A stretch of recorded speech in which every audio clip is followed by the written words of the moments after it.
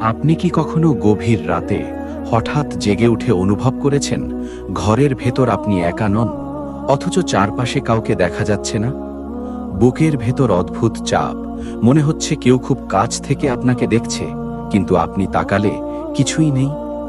এই অনুভূতিটা কল্পনা না, এটা এমন এক বাস্তবতার ইঙ্গিত যা আমাদের চোখে ধরা পড়ে না।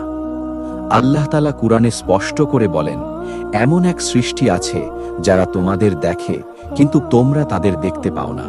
সূরা আরাফ। এই আয়াত শুধু একটা তথ্য না, এটা এক ভয়ঙ্কর সত্য। আমরা এমন এক জগতের সাথে একসাথে বসবাস করছি যাদের অস্তিত্ব আমরা অস্বীকার করতে পারি না। জিন, আগুনের শিখা থেকে তৈরি এক রহস্যময় সৃষ্টি। আল্লাহ বলেন, তিনি জিনদের সৃষ্টি করেছেন ধোঁয়াহীন আগুন থেকে। সূরা আর রহমান। এই আগুন আমাদের দেখা আগুনের মতো না, এটা এমন এক শক্তি যা আমাদের চোখে অদৃশ্য কিন্তু বাস্তবে বিদ্যমান। রাসূলুল্লাহ সাল্লাল্লাহু আলাইহি ওয়াসাল্লাম বলেছেন, জিনদের মধ্যেও মানুষদের মতোই বিভিন্ন শ্রেণী আছে। কেউ মুসলিম, কেউ কাফির, কেউ অত্যন্ত দুর্বল, আবার কেউ ভয়ঙ্কর শক্তিশালী। সহিহ মুসলিম। তারা খায়, বিয়ে করে, সন্তান জন্ম দেয়, এমনকি তাদের মধ্যেও দ্বন্দ্ব, যুদ্ধ আর রাজত্ব আছে। এখন প্রশ্ন হচ্ছে, তারা কোথায় থাকে? তারা কি আমাদের আশেপাশেই থাকে? উত্তরটা শুনলে আপনি অবাক হবেন, কারণ জিনরা এমন জায়গায় থাকতে পছন্দ করে যেখানে আমরা কম যাই। পরিত্যক্ত বাড়ি, জঙ্গল, কবরস্থান, এমনকি আপনার নিজের ঘরের অন্ধকার কোণেও তাদের উপস্থিতি থাকতে পারে। রাসূলুল্লাহ সাল্লাল্লাহু আলাইহি ওয়াসাল্লাম বলেছেন, রাতে ঘরে ঢোকার সময় বিসমিল্লাহ বলতে, কারণ এতে শয়তান প্রবেশ করতে পারে না। সহিহ বুখারী। কিন্তু এখানেই শেষ না। সবচেয়ে ভয়ঙ্কর বিষয় হলো, কিছু জিন মানুষের সাথে যোগাযোগ করার চেষ্টা করে, কখনো স্বপ্নে, কখনো ফিসফিস আওয়াজে, আবার কখনো মানুষের শরীরে প্রভাব ফেলে। এটাকেই আমরা বলি জিন দ্বারা আচ্ছন্ন হওয়া।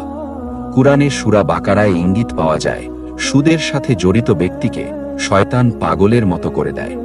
এই আয়াত থেকে অনেক আলেম প্রমাণ করেছেন, জিন মানুষের ওপর প্রভাব ফেলতে পারে। আধুনিক বিজ্ঞান সরাসরি জিনের অস্তিত্ব প্রমাণ করতে না পারলেও কিছু অদ্ভুত ঘটনা ব্যাখ্যা করতে পারে না। হঠাৎ দরজা বন্ধ হয়ে যাওয়া, অদৃশ্য শক্তির উপস্থিতি অনুভব করা, একই জায়গায় বারবার অস্বাভাবিক ঘটনা ঘটানো, এগুলো নিয়ে বিজ্ঞানীরা এখনো প্রশ্নের উত্তর খুঁজছে। কিন্তু কুরআন অনেক আগেই এই অদৃশ্য জগতের কথা জানিয়ে দিয়েছে। ভাবুন তো, আপনি একা একটা ঘরে বসে আছেন, হঠাৎ দরজার পাশে কেউ দাঁড়িয়ে আছে মনে হলো।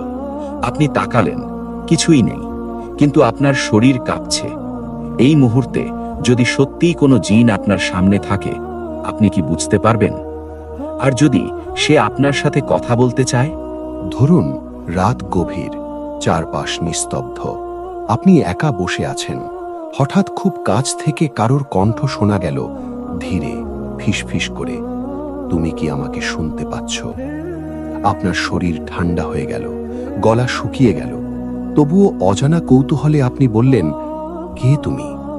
তখন সেই অদৃশ্য কণ্ঠ উত্তর দিল, আমি তাদের একজন যাদের কথা তোমাদের কোরআনে বলা হয়েছে। আমি একজন জিন। আপনি নিঃশ্বাস আটকে শুনছেন, ভয় আর কৌতূহল একসাথে কাজ করছে। আপনি জিজ্ঞেস করলেন, তোমরা কোথায় থাকো?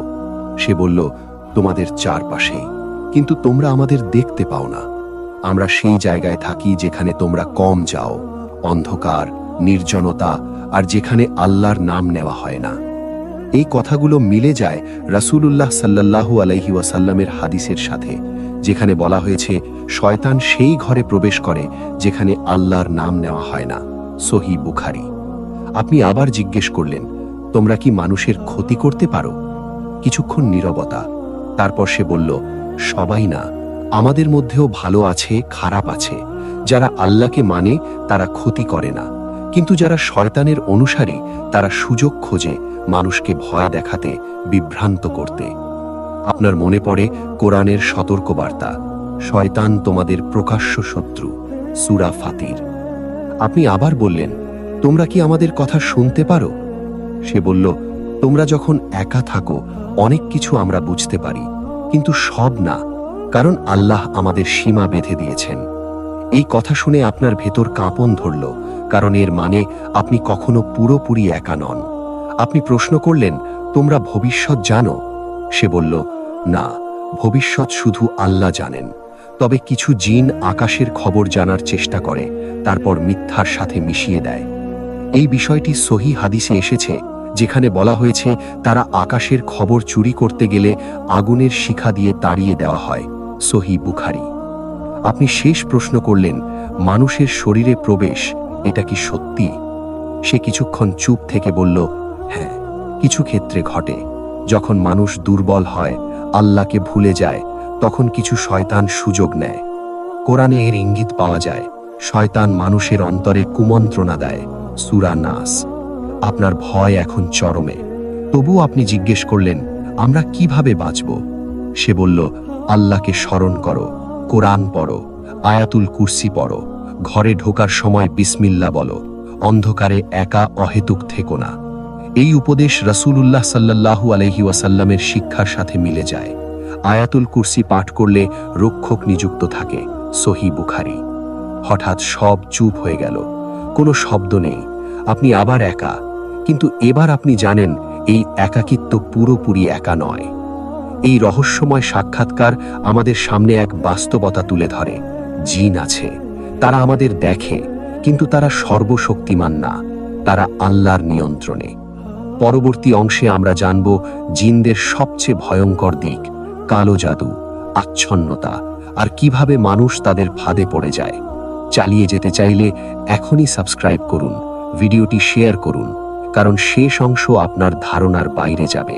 আপনি কি জানেন জিনের সবচেয়ে ভয়ঙ্কর দিকটা কি? তারা সরাসরি সামনে আসে না, তারা ধীরে ধীরে আপনার জীবনে প্রবেশ করে, আপনার চিন্তা বদলায়, আপনার ঈমান দুর্বল করে। তারপর এক সময় আপনি বুঝতেই পারেন না কখন আপনি তাদের ফাঁদে আটকে গেছেন। কুরআনে আল্লাহ তাআলা বলেন, শয়তান মানুষের অন্তরে কুমন্ত্রণা দেয়।